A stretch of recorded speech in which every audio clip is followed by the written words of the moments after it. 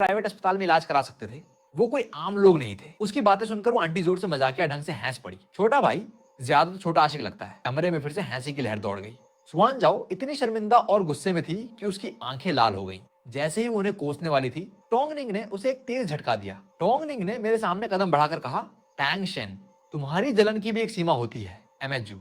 और मैंने तुम्हें बहुत पहले बता दिया था, हमने हमेशा हुआन को बस एक छोटे भाई की तरह देखा है। अब जल्दी से बिल भरो, वरना एमजाओ और मैं सच में बहुत नाराज हो जाएंगे। जिया हुआन ने गलत समझे जाने का भाव बनाया। ये सही है मिस्टर टैंग, मैं जानता हूँ कि एमजो और मिस टैंग का मेरे साथ अच्छा बर्ताव करना आपको बुरा लगा है, लेकिन आप उन्हें भड़काने के लिए बचकाने चाले नहीं चल सकते। आप बस उन्हें और दूर धकेल देंगे। मैंने उसके मुंह पर एक जोरदार थप्पड़ जड़ दिया। तुम होते कौन हो मुझे सिखाने वाले कि मुझे क्या करना चाहिए? जी हुआन का सिर झटके से एक तरफ मुड़ गया। उसके माथे पर पट्टी के नीचे से ताजा खून रिसने लगा। उसने अपना चेहरा पकड़ लिया और उसकी आंखों में तुरंत आंसू आ गए। टोंग शेन, तुम क्या कर रहे हो? सुमन जाओ चिल्लाई। वो दौड़कर जियाई हुआन के सामने ऐसे खड़ी हो गई जैसे कोई माँ अपने चूजे को बचा रही हो। उसने मुझे घूरा। उसकी आंखें गुस्से से जल रही थी। टैंगनिंग इतनी गुस्से में थी कि उसने अपने दांत पीस लिए। टैंग शेन, बस बहुत हो गया। हमें हयान का अस्पताल का बिल भरना है। तुमने कार्ड फ्रीज कर दिए, तो अब हम क्या करें? अभी भरो इसे, हमें यहाँ और शर्मिंदा करना बंद करो। मैंने टैंगनिंग को गले से पकड़कर जमीन पर पटक दिया। भरूं? भरूं मेरा? तुम तो शुरू से सीन क्रिएट कर रही थी, इसमें मेरा क्या लेना देना है? टैंगनिंग जोर से संगमरमर के सख्त फर्श पे जा गिरी। उसने अपना गला पकड़ लिया। जोर जोर से खांस रही थी। उसका लाल चेहरा झटके, दर्द और सबके सामने बेइज्जत होने के गुस्से से मिला जुला था। टैंगिंग, सुआन जाओ ने डर के मारे एक हांफने की आवाज निकाली। वो दौड़कर टोंग निंग की मदद करना चाहती थी, लेकिन वो झिझक गई। जी की रक्षा करते हुए एक पल के लिए वो पूरी तरह से घबरा गई। आंटी ने उत्सुकता से मुझे अंगूठा दिखाया। शाबाश, जवान आदमी, बहुत अच्छे। ये दो घमंडी औरतें, तुम इन्हें 1 इंच भी ढील नहीं दे सकते। मूर्ख मत बनो और इन्हें अपनी नाकों चने चबाने मत दो। ये आंटी काफी दिलचस्प है। मैंने तुरंत मुस्कुराकर उनकी तरफ सिर हिलाया। सुएम जाओ। मुझे आंटी के साथ बातचीत करते देख और भी गुस्सा हो गई। पति जी, आप कब तक ये जारी रखेंगे? क्या तुम सिर्फ इसलिए जल नहीं रहे क्योंकि हम हान के प्रति अच्छे हैं? क्या तुम्हें लगता है कि ऐसे नखरे दिखाने से मैं और टैंगनिंग तुम पर ज्यादा ध्यान देंगे? है ना? एक आदमी को ज्यादा उदार होना चाहिए। चलो नौटंकी बंद करो और बिल भरो, वरना मैं और टैंगनिंग सच में बहुत नाराज हो जाएंगे। तभी अस्पताल का एडमिनिस्ट्रेटर धमकाने वाले सिक्योरिटी गार्ड्स के एक ग्रुप के साथ मार्च करता हुआ आया। बस बहुत हो गया, तुम लोगों ने काफी शोरगुल मचा लिया। मुझे फर्क नहीं पड़ता कौन भरता है, बस अभी बिल भरो। ये एक अस्पताल है, कोई चैरिटी नहीं। तुम सब जाना चाहो तो जा सकते हो, मैं तुम्हें नहीं रोकूंगा, लेकिन इस मिस्टर जीवी हान को यहीं रुकना होगा। और टोंग निंग ने उन आक्रामक सिक्योरिटी गार्ड्स को देखा, कांपते हुए पूछा, क्या तुम क्या चाहते हो? ये प्राइवेट अस्पताल ओरिजिनल ओनर के बचपन के दोस्त का था। मैंने चुपके से उसे एक टेक्स्ट भेज दिया था। 2 मिनट से भी कम समय में ये अस्पताल का एडमिनिस्ट्रेटर आ गया। वो लगभग 40 या 50 का था, गंजा था और उसने काले रिम का चश्मा लगा रखा था। हम क्या चाहते हैं? वो चश्मा ठीक करते हुए हंसा। उसका लहजा स्टील की तरह ठंडा था। ये मिस्टर जी हान हमारे अस्पताल का एक मरीज है। उसका मेडिकल खर्च साफ साफ लिखा हुआ है। कुल मिलाकर 2.3 मिलियन युआन बनता है। हमारे अस्पताल के नियमों के अनुसार जब तक बिल पूरी तरह से नहीं भरा जाता, मरीज को जाने की इजाजत नहीं है। वरना हमारे पास कोई चारा नहीं होगा सिवाय इसके कि हम उसे थोड़ा पीट कर कुछ ब्याज वसूल लें और फिर पुलिस को सौंप दें। हुई हान डर के मारे कौंप उठा। उसने अपना सिर पकड़ लिया और चिल्लाया, निंग, मेरे सिर में बहुत दर्द हो रहा है। तुम्हारे सिर में दर्द है? उस आदमी ने जान को ठंडी नजरों से देखा। उसकी आवाज में घिन भरी थी। मिस्टर जी, आपके अटेंडिंग फिजिशियन के अनुसार आपने सबसे अच्छी दवा ली और आपके घाव पूरी तरह से ठीक हो चुके हैं। आपको परसों ही छुट्टी मिल सकती थी, तो अब आप नाटक क्यों कर रहे हैं? पहले दर्द नहीं हुआ, बाद में दर्द नहीं हुआ, लेकिन जैसे ही तुम्हें बिल भरने को कहा गया, तुम्हारे सिर में अचानक से बहुत दर्द होने लगा, है ना? वो इतना स्पष्ट बोला कि जैसे उसने जी हुआन के चेहरे पे बड़े बड़े अक्षरों में लिख दिया हो। वो बिल भरने से बचने के लिए बीमारी का नाटक। चारों तरफ तुरंत मजाकिया हंसी फूट पड़ी। जी हुआन का चेहरा पीला पड़ गया। उसका मुंह खुला का खुला रह गया, फिर जल्दी से बंद हो गया। अब एक और शब्द बोलने की हिम्मत नहीं हुई। वो सिर्फ सू मोंगजा और टोंग निंग की तरफ एक गिड़गिड़ाने वाली नजर डाल सका। सुमन जाओ ने घबरा कर अपने पैर पटके। अभी बंद करो ये सब। क्या तुम मुझे गुस्से से मार डालना चाहते हो? मुझे बताने दो, अगर हुइन को कुछ हो गया तो मैं तुम्हें बिल्कुल नहीं छोड़ूंगी। अब मैं उस पर अपनी सांस बर्बाद नहीं कर सकता था। मैंने अस्पताल के डायरेक्टर की तरफ हल्का सा सिर हिलाया। डायरेक्टर ने तुरंत प्रतिक्रिया दी, हाथ हिलाकर आदेश दिया, इसे पीटो, बस सिर पर मत मारना। एक बार हो जाए तो इसे घसीटकर पुलिस स्टेशन ले जाओ। सिक्योरिटी गार्ड्स तुरंत आगे बढ़े। जीहुएन पर तेज और पेशेवर वार से लात और घूंसे बरसाने लगे।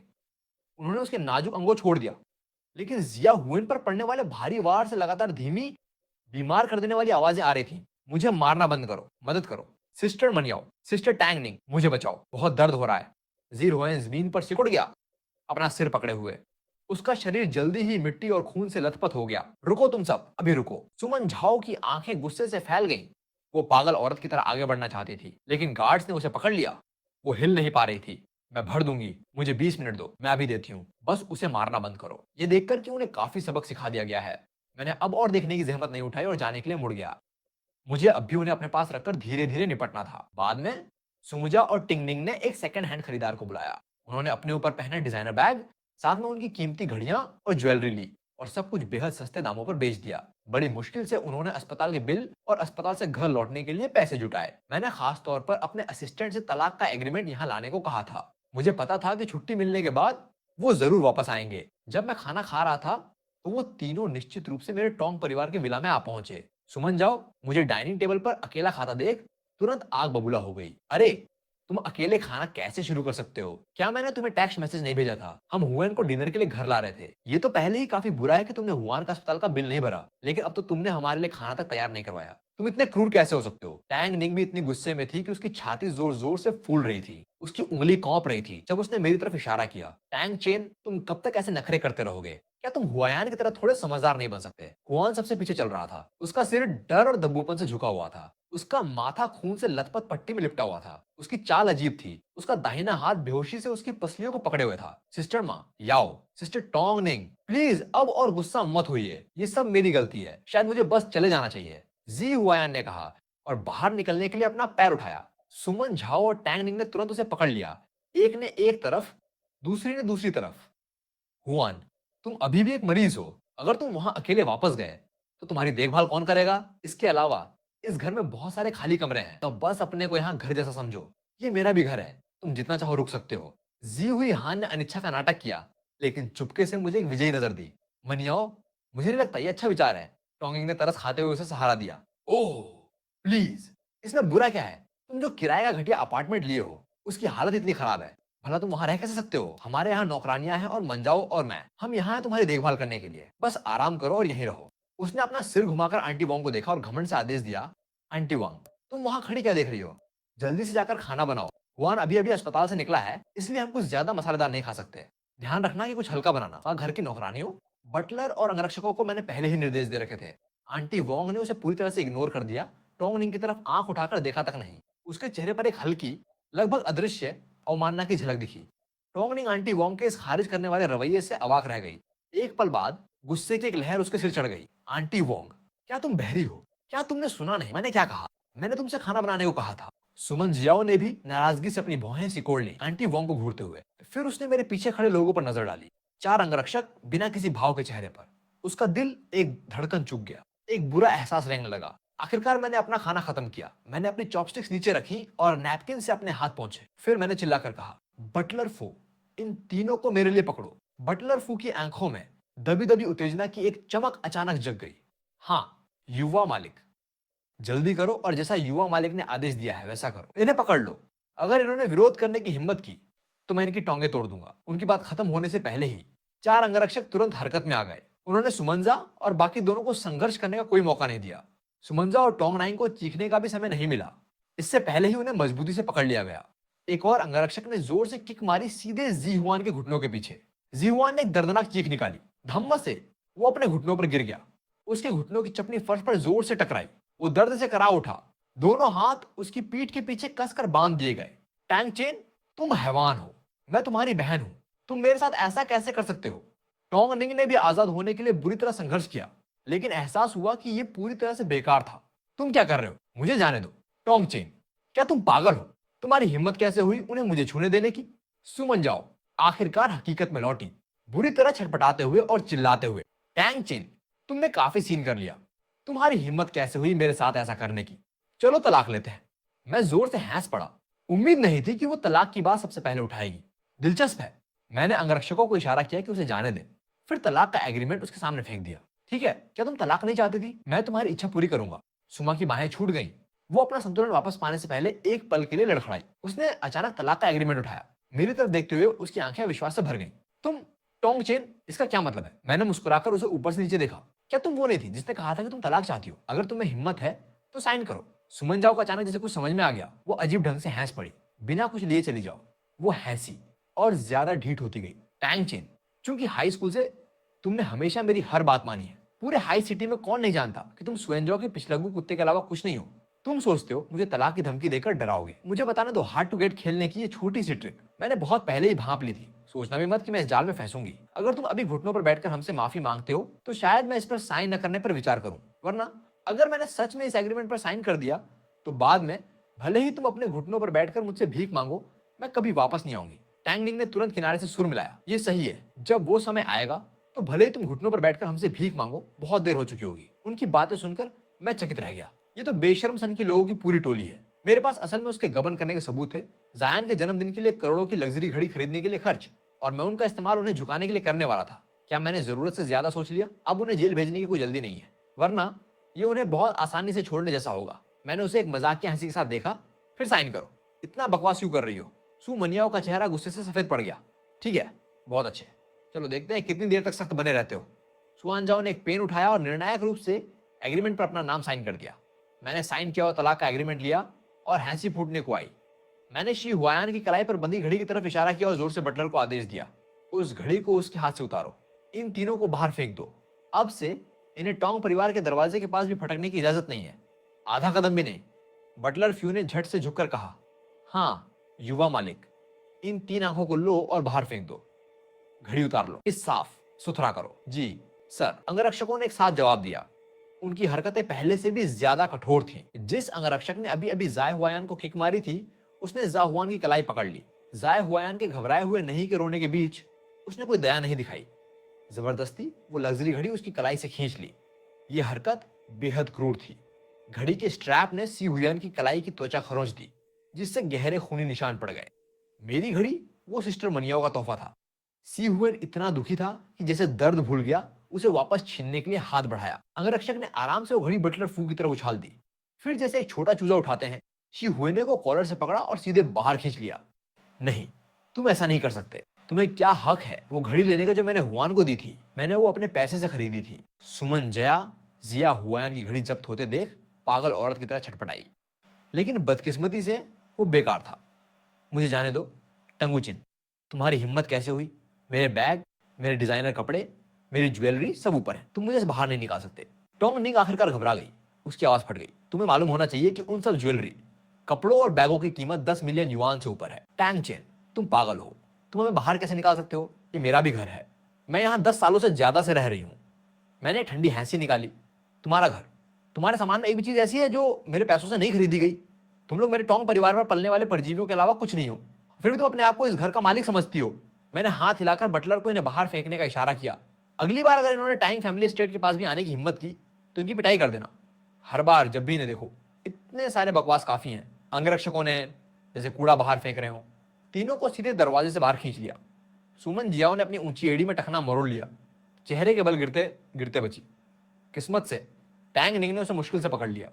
रही बात जी हुआयन की, तो उसे सीधे जमीन पर फेंक दिया गया, चेहरे के बल गिरा और मुंह में मिट्टी भर ली। उनके पीछे आलीशान हवेली के जटिल नक्काशीदार दरवाजे जोरदार धमाके के साथ बंद हो गए। तीनों ने अभी भी हार नहीं मानी थी। बाहर खड़े होकर जोर जोर से गालियां दे रहे थे और दरवाजा पीट रहे थे। आवाज चारों तरफ गूंज रही थी। नतीजतन बटलर फू कुछ आदमियों को लेकर बाहर आया और उनकी पिटाई कर दी। तब जाकर वो आखिरकार शांत हुए। तीनों एक दूसरे को सहारा देते हुए, कौंपते हुए और लंगड़ाते हुए चले गए। सू, एमजाओ और टोंगिंग के पास जी हुआन के किराए के अपार्टमेंट, एक ऐसी जगह जिसकी लीज खत्म होने वाली थी, जाने के अलावा और कोई चारा नहीं था। तीनों चोटिल और परेशान सोफे पर ढेर हो गए। जी हवाइयन ने अपना सिर पकड़ा और कहा, सिस्टर मंजो, सिस्टर टैंग निंग, अगर प्रेसिडेंट टोंग को अब सच में आप दोनों की कोई परवाह नहीं रही तो हम क्या करेंगे? टैंग निंग ने अपना सूजा हुआ लाल गाल पकड़ा, अपनी आंखों में चिंता की एक झलक नहीं छुपा पाई। ये सही है एमजो, मुझे ऐसा क्यों लग रहा है कि टोंग चेन सच में पूरी तरह से बदल गया है। अगर पहले होता तो वो हमारे साथ कभी ऐसा बर्ताव नहीं करता। सू मनाजा ने तिरस्कार का भाव पहना और कहा, तुम दोनों घबरा क्यों रहे हो? ऐसे समय में ये सब इस पर टिका है कि कौन ज्यादा शांत रह सकता है। सिस्टर निंग निंग, टोंग चेन ये सब करके बस हमें झुकाने के लिए मजबूर कर रहा है ना?